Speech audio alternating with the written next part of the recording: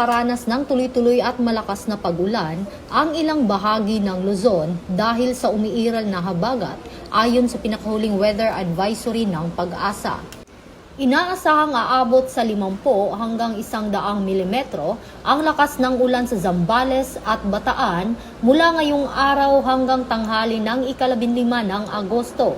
Samantala, inaasahan naman ang ganitong lakas ng pag-ulan sa La Union, Benguet, Pangasinan, Zambales, Bataan at Occidental Mindoro mula tanghali ng ika-17 hanggang ika-18 ng Agosto.